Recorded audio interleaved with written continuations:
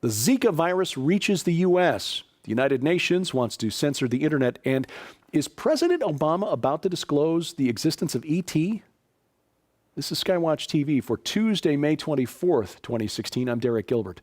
First up, the Pentagon is developing a self-aware killer robot that's fueled by social media.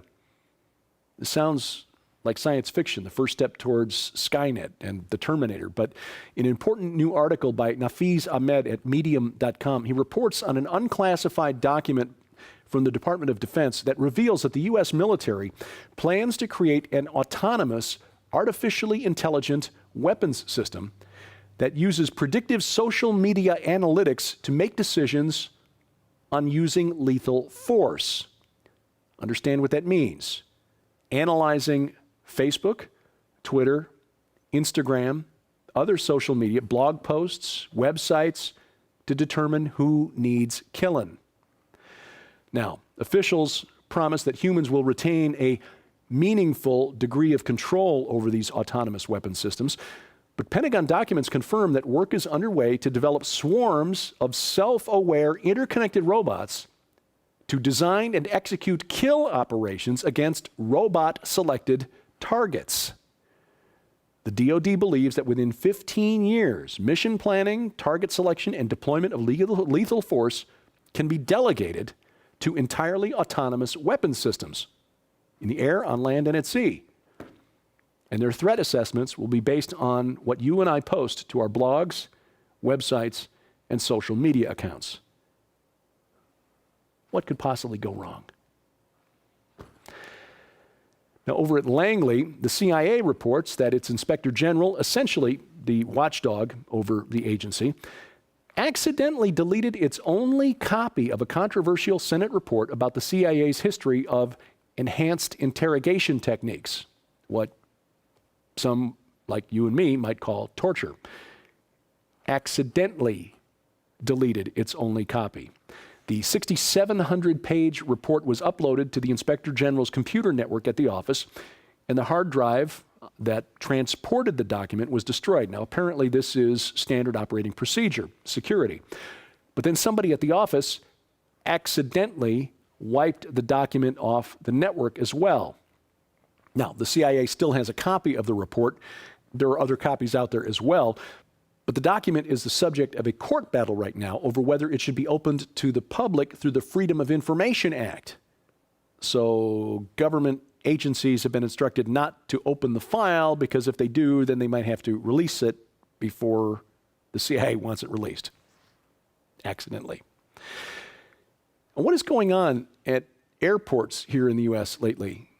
Last week, it became clear that something has changed in security protocol, and lines are now taking hours to get through. Places like Chicago, where Midway and O'Hare, last week it was reported that people were missing flights because it was taking them hours to get through security checkpoints.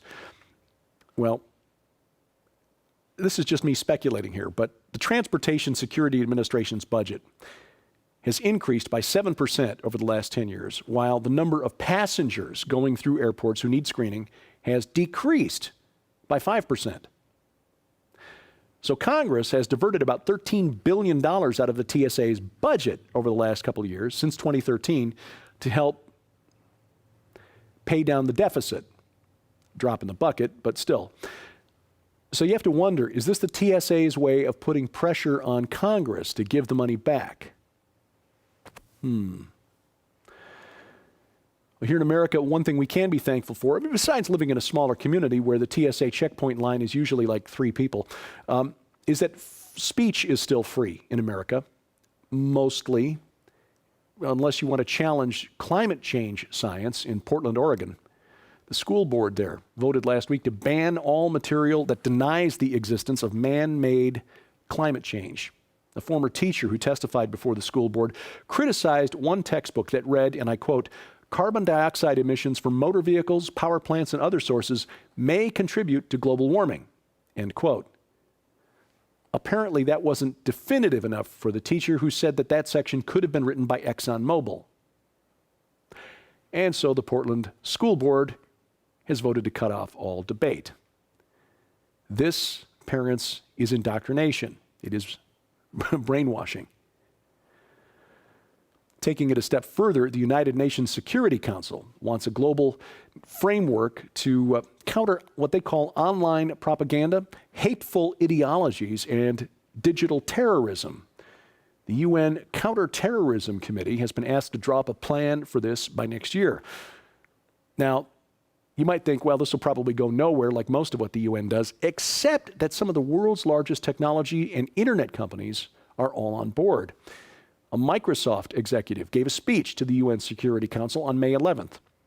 He called for public-private partnerships to battle online propaganda.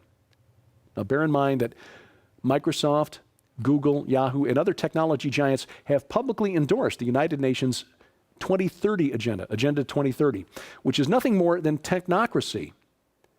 Basically, the plan is this: we give up all of our privacy so that technocrats can measure everything that we do, quantify our energy use, food consumption, etc., and then decide how much we really need in order to optimally balance out supply and demand of critical resources. This move to regulate speech on the internet is part of a broader UN agenda called Preventing Violent Extremism, which, considering some of the member nations in the UN, is a definition so broad you could drive a truck through it. This plan calls for a global war on ideologies, whatever that means. Well, I'll tell you what it means. Actually, it's a planet-wide effort to stamp out anti-Muslim bigotry, anti-immigration sentiments, and more like that. Now, considering that our own government here in the United States has labeled conservative Christians like us religious extremists, I wouldn't expect anything good to come out of this UN initiative. Here at home, the economy is struggling. I told you back on April 26th about a retirement fund called the Central States Pension Fund. This is a retirement plan that covers more than 400,000 people that will run out of money within 10 years if something drastic doesn't change. Now, these people are workers and retirees from about 1,500 different companies, most of them truck drivers. Administrators back in April proposed a plan cutting benefits by as much as 60% to 115,000 retirees. The Treasury Department, which oversees pension funds, has rejected the plan because it says the cuts aren't deep enough to keep the fund solvent.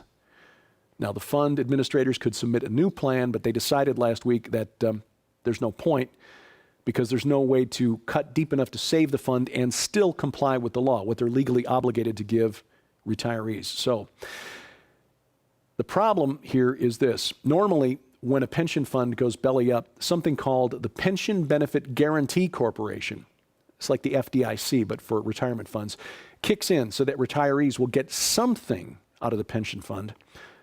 But the PBGC benefit is smaller than what the administrators of the plan had proposed. The other problem is that the PBGC is underfunded itself, and it wouldn't be able to cover all of the retirees in the Central States Pension Fund. So the Treasury Department is kicking this can over to Congress, hoping that Congress can do something. We'll see what happens here, but the reason I bring you this story is because it's a canary in a coal mine. Unfunded pensions and pension liabilities are a ticking time bomb in the American economy. For example, my home state of Illinois, as I've mentioned before, looking at over $110 billion currently in unfunded pension liabilities. And another sign that the economy is in for some rough sailing here. Wendy's, fast food restaurants, announced last week that self-serve kiosks will be made available across its 6,000 stores in the second half of this year. Why? Because minimum wage laws are pushing up the cost of hiring live people. So it'll be up to franchise owners to determine whether they want to continue using live checkout, live people at the register, or to install these self-serve kiosks. McDonald's is also testing the kiosks. My guess is that stores in larger cities like Chicago, New York, and LA, where the minimum wage now is $10 an hour or more, will probably be the first stores to see these kiosks. But watch for them to spread. Something odd happening off the coast of Singapore, another bellwether for the economic future. The red dots on the graphic on your screen indicate ships at anchor, or ships that are barely moving, essentially parked, oil tankers, or cargo ships. They've turned the Straits of Malacca, which is one of the world's most important shipping lanes, into a virtual parking lot, currently holding tens of millions of dollars of flammable cargo, oil. The global glut of oil has pulled prices down by 70% since 2014, and it's nowhere near over. The amount of oil sitting in so-called floating storage has increased by 20% over the last year. The Zika virus is no longer a stranger to the United States. The Centers for Disease Control reported Friday that 157 pregnant women in the U.S. have tested positive for the virus. This was the first time the CDC has released the number of Zika-infected pregnant women in the U.S. And meanwhile, researchers at the University of Texas say that they've successfully cloned the virus. They say this helps them study the potential dangers of the virus and could lead to a vaccine. And the Ebola virus just won't go away. A study of recent victims in West Africa found that the virus has been transmitted through breast milk and semen. This indicates that the virus may remain viable in body fluids a lot longer than previously thought, which means it will be a lot harder to effectively wipe out.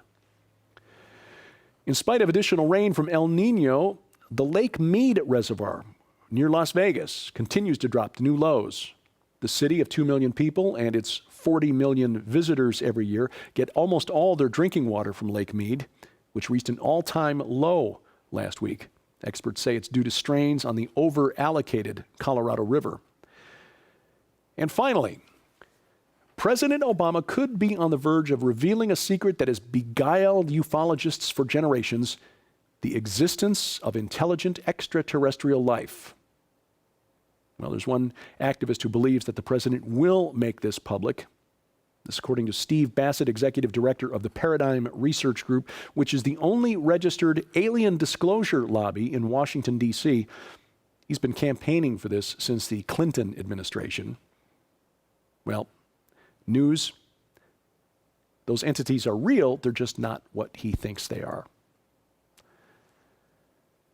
This week on SkyWatch TV, we continue our discussion with Tom Horn and Chris Putnam about their forthcoming book, available at the end of May, The Final Roman Emperor, the Islamic Antichrist, and the Vatican's Last Crusade. The program is available for you now on the SkyWatch TV channel on Roku. If you need instructions on how to add that to your Roku account or need more information on what Roku is, log on to skywatchtv.com/Roku. You can also check it out 4 different places tonight: the Victory Television Network, WGGN-TV in Sandusky, Ohio, WLLA-TV in Kalamazoo, Michigan, and Coast to Coast at 8:30 p.m. tonight Central Time on the Christian Television Network. That's DirecTV Channel 376, Dish Network 267, and the Glory Star Satellite Channel 117. Tomorrow, it's Coast to Coast on the Cornerstone Network at 2:30 p.m., and then Saturday, again on the Victory Television Network and the Christian Television Network. And we have a complete list of where and when you can watch SkyWatch TV on our network television affiliates, posted at skywatchtv.com. Just look in the top menu bar there where it says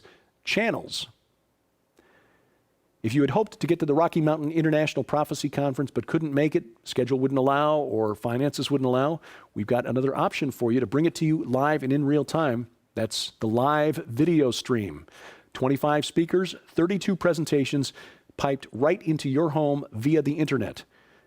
And those will be archived for 6 weeks after the conference for you to go back and review, share with your friends.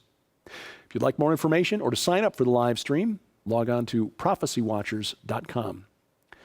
During the month of May, for your gift of $20 or more, books and other gifts that your mom will hopefully find very useful: Survive the Unthinkable, a total guide to women's self-protection and favorite family meals, a personal journal for her to record her thoughts, hopes, and dreams for her family, and a beautiful mug for her tea or coffee. We'll send all of those to you for your donation of $20 or more while supplies last during the month of May.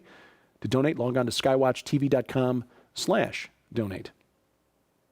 And when you find us online, you can help us by just sharing. All it takes is a mouse click. Click like, click share, click subscribe if you're watching on YouTube. That gets the word around, and we do thank you for that. And of course, your comments, questions, and suggestions are always welcome at dgilbert@skywatchtv.com. We thank you for watching as we keep watch. I'm Derek Gilbert, and this is SkyWatch TV. Coming exclusively from SkyWatchTV for a very limited time starting May 31st, 2016. When you purchase the new book and final report from Tom Horn and Chris Putnam, The Final Roman Emperor, the Islamic Antichrist, and the Vatican's Last Crusade, you'll receive the largest giveaway of 2016, an unprecedented value of over $200 in free books, DVDs, audio files, and a data DVD library with tens of thousands of pages of ancient literature no longer available, as well as movies, WikiLeaks files the government does not want you to see, and more for your library or to give away as gifts.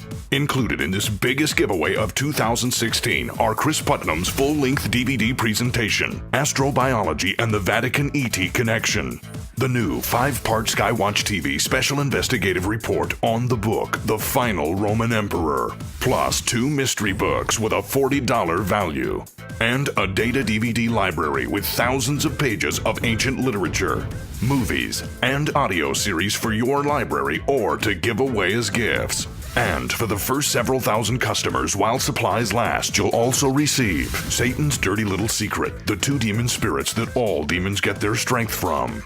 Satan, You Can't Have My Promises, the spiritual warfare guide to reclaim what's yours. What Happens When I Die, true stories of the afterlife and what they tell us about eternity. Becoming a Prayer Warrior, a guide to effective and powerful prayer. An unprecedented value of over $200 in never-before-offered free products. And the biggest giveaway of 2016, yours absolutely free when you purchase The Final Roman Emperor from SkyWatchTV.com for only $19.95 plus shipping, beginning May 31st. But be advised, this astonishing promotion is limited to first come, first serve while supplies last. So it's urgent, beginning May 31st, 2016. You place your order for the final book and biggest prediction yet in this 4-year investigation by internationally acclaimed best-selling authors Tom Horn and Chris Putnam.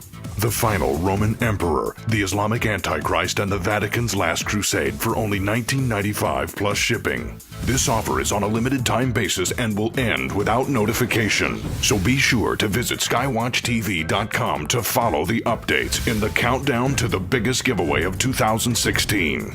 Order the new book by Tom Horn and Chris Putnam on May 31st to receive the unprecedented value of over $200 while supplies last. Free products limited to quantity on hand and may be replaced by products of equal value.